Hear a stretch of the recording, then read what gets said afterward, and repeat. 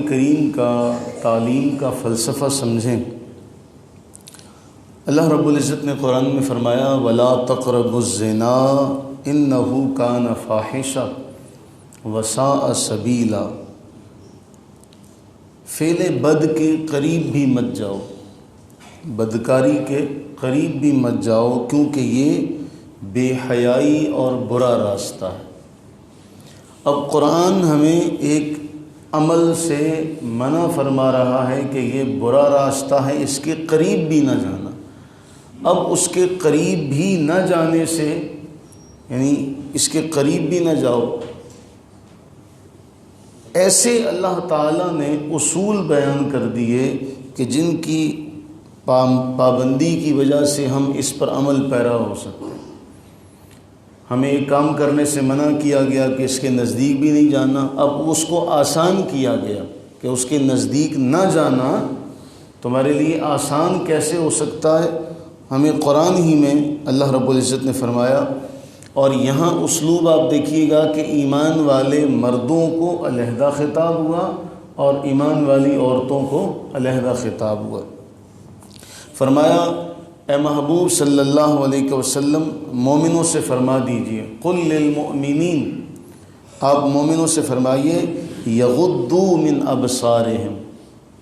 اب وہ جو پہلا جملہ ہے کہ اس کے نزدیک بھی نہ جاؤ، آپ انہیں فرما دیجئے کہ اپنی نگاہوں کی حفاظت کریں، ان کو نیچے کر لیں۔ یغضوا من ابصارہم، مومن مرد اپنی نگاہوں کو نیچے کر لیں، جھکا لیں۔ وَيَحْفَظُوا فُرُوجَهُمْ، دوسرا کام یہ کریں کہ اپنی شرمگاہوں کی حفاظت کریں۔ پہلا کام اپنی نظریں جھکا لیں، دوسرا شرمگاہوں کی حفاظت کریں۔ ذَلِكَ أَزْكَىٰ لَهُمْ، یہ ان کے لیے زیادہ پاک دامنی کا باعث ہے۔ اور اس کے بعد پھر آخر میں ہمیں ہر وقت متنبہ رہنے کے لیے، خبردار رہنے کے لیے فرمایا ان اللہ خبیر بما یصنعون، جو کچھ بھی تم کرو گے، جو کچھ بھی تم کر رہے ہو، اللہ تمہارے کاموں سے خبردار ہے۔ مردوں کو علیحدہ خطاب فرمایا، اب فرمایا جا رہا ہے وَقُلْ لِلْمُؤْمِنَاتِ، اے محبوب صلی اللہ علیہ وسلم مومن عورتوں سے فرمائیے یغضضن من ابصارہن، وہ بھی اپنی نظروں کو جھکا کے رکھیں، وَيَحْفَظْنَ فُرُوجَهُنَّ، اور اپنی شرمگاہوں کی حفاظت کریں۔ دونوں کو فرمایا، مومن مردوں سے فرمایا کہ وہ بھی کیا کریں، اپنی نظروں کو جھکا کے رکھیں، عورتوں سے فرمایا کہ وَيَحْفَظْنَ فُرُوجَهُنَّ، اپنی شرمگاہوں کی حفاظت کریں، اپنی نظروں کو جھکا کے رکھیں۔ اب میں آپ سے سادہ سا سوال کروں کہ اب وہ جو پہلی والی آیت ہم نے پڑھی تھی وَلَا تَقْرَبُوا الزِّنَا إِنَّهُ كَانَ فَاحِشًا وَسَاءَ سَبِيلًا، کہ اس فعل کے قریب بھی مت جانا۔ بتائیے اگر ہم نظریں جھکانے کا ماحول بنا لیں کہ مرد و عورت دونوں نظریں جھکائے اپنے اپنے کاموں میں لگے ہوئے ہیں، تو بتائیے پھر یہ آسان ہو جائے گا کہ نہیں ہو جائے گا ہمارے لیے اس حکم پر عمل کرنا۔ اب ایک اور اللہ کے نبی صلی اللہ علیہ وسلم نے ہمارے لیے جو بیان کیا، اور یہ بڑا اپنے وقوع کے اعتبار سے بہت سخت بھی ہے، اور انسان کو گناہ سے، برائی سے بچانے کے لیے بہت بڑا معاون بھی ہے، لیکن وقوع کے اعتبار سے یہ بہت سخت ہے، بہت سخت وعید ہے، جملے بہت سخت ہیں۔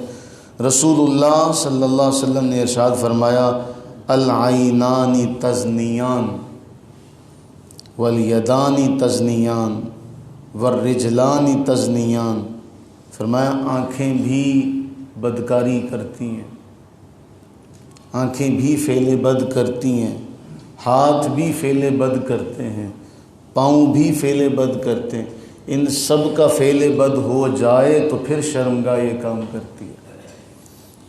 اب ہم دیکھیں کہ رسول اللہ صلی اللہ علیہ وسلم نے بڑا واضح طور پر فرمایا آنکھ کا دیکھنا، زبان کا بولنا، دل کا چاہنا، تمنا کرنا، ان سب کا یہی گناہ ہے۔ پھر ان سب کا جب یہ گناہ ہو جاتا ہے، اس کے بعد پھر شرمگاہ جو ہے وہ اس عمل کی تصدیق کر دیتی ہے۔ اب ہم اللہ سے یہ دعا کریں کہ باری تعالیٰ اپنی رحمت کا صدقہ ہمارے معاشرے کو اس سے محفوظ فرمائے۔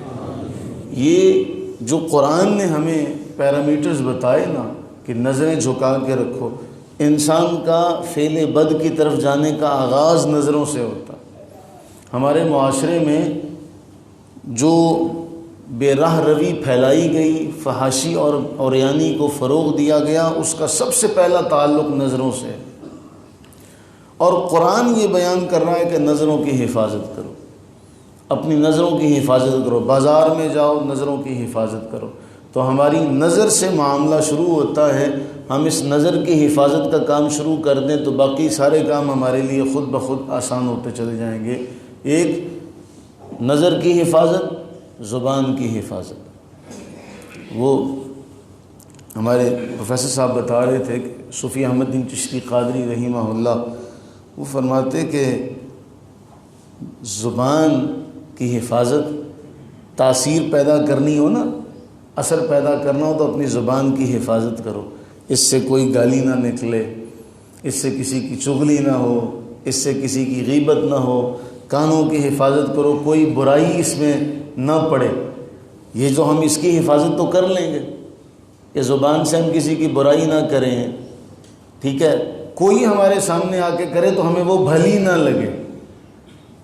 اکثر ایسا ہوتا ہے کہ ہم خود تو نہیں کرتے، ہم کہیں گے میں کون سا کسی کے پاس جاتا ہوں، میں کون سا کسی کے پاس جا کے پوچھتا ہوں، مجھے ہی آگے بتاتے نا۔ تو یہ پھر قانون کا جو گناہ ہوتا ہے، اگر یہ ہم کر لیں تو پھر ہم زمین پر چلتے پھرتے اللہ کے ولی ہیں۔ اور پھر ایسا کوئی شخص ہو جائے تو اس کی زبان میں بھی اثر ہوگا اور اس کی دعا میں بھی اثر ہوگا۔ اللہ سے دعا کریں باری تعالیٰ، یہ خیر والا وقت ہے، یہ اس سے بہترین جگہ کوئی نہیں جہاں ہم بیٹھ کر تیرا اور تیرے محبوب کریم علیہ السلام کا فرمان پڑھ رہے ہیں۔